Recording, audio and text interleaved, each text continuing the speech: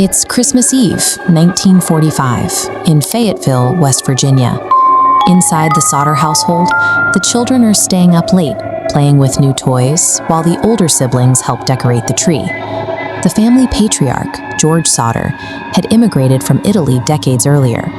Through sheer grit, he had built a highly profitable trucking company, securing a comfortable life for his wife Jenny and their 10 children. Fayetteville saw a household defined by growth and prosperity. They were a model of local success, which made the calculated destruction of their home appear less like a tragedy and more like an execution. Ominous tone. Months before the holidays, strange things began happening on the property. A man seeking work appeared at the door.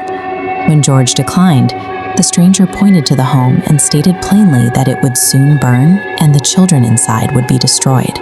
Shortly after, an insurance salesman visited, inspected the house, and warned that the electrical wiring in the fuse box was dangerous. The wiring had actually just been inspected by the local power company and declared perfectly safe. George wrote both incidents off as the idle threats of disgruntled locals. He went to sleep on Christmas Eve thinking nothing of it, until 1 o'clock in the morning when the house suddenly erupted into flames. These warnings were the final reconnaissance.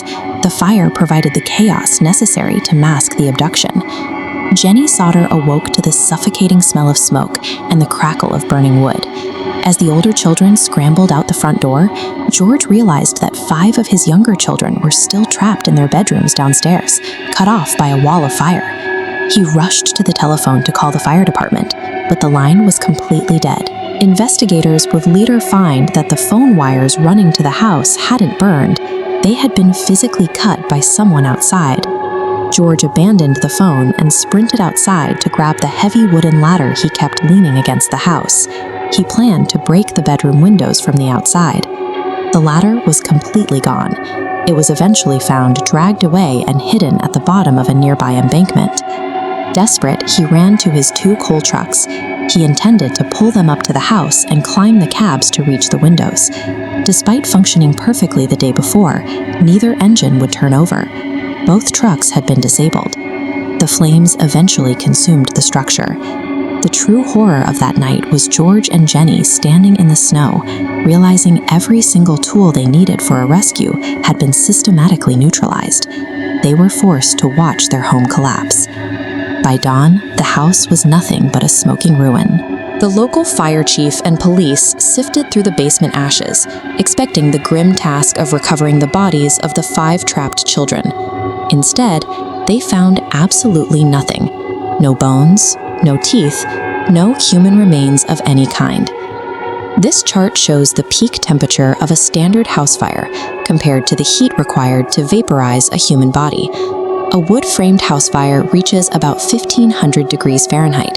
To completely obliterate human bone, a fire must burn well over 2,000 degrees for multiple hours. Even in modern crematoriums, large bone fragments survive. The brief Fayetteville fire was physically incapable of reducing 5 skeletons to 0 traces. The physics of the site tell a different story. Maurice, Martha, Louis, Jenny, and Betty did not perish in that basement. They were removed before the first match was struck.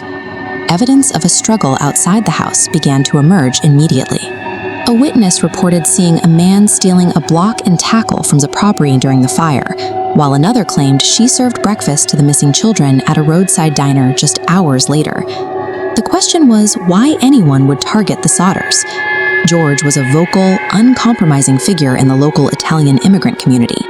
He routinely got into heated, public arguments with neighbors over international politics.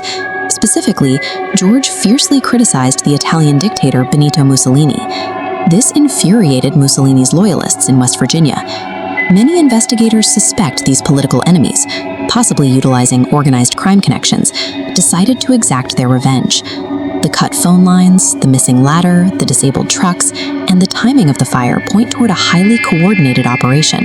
The goal was to kidnap the children, smuggle them into a hidden network, and use the inferno to ensure no one would ever look for them. Local authorities officially ruled the fire an accident, but George and Jenny Sodder knew the physics didn't add up. They turned their grief into a lifelong investigation, dedicating all their time and money to tracking down their missing children. Then, in 1967, an envelope arrived in the mail with no return address. Inside was a photograph of a young man bearing a striking resemblance to a grown-up Louis Sodder. On the back, a handwritten note read, "Louis Sodder, I love brother Frankie, boys, A90132. For the parents, this photograph was a brutal instrument of psychological torture. It offered no location and no return address, but it injected them with the agonizing hope that their sons and daughters were alive, grown, and trying to signal them.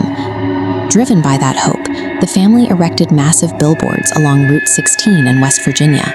They plastered the children's faces and a cash reward across the highway, standing as monuments to the family's endless hunt for the truth. George and Jenny eventually passed away without ever learning who cut the wires, who took the ladder, or who sent the photograph.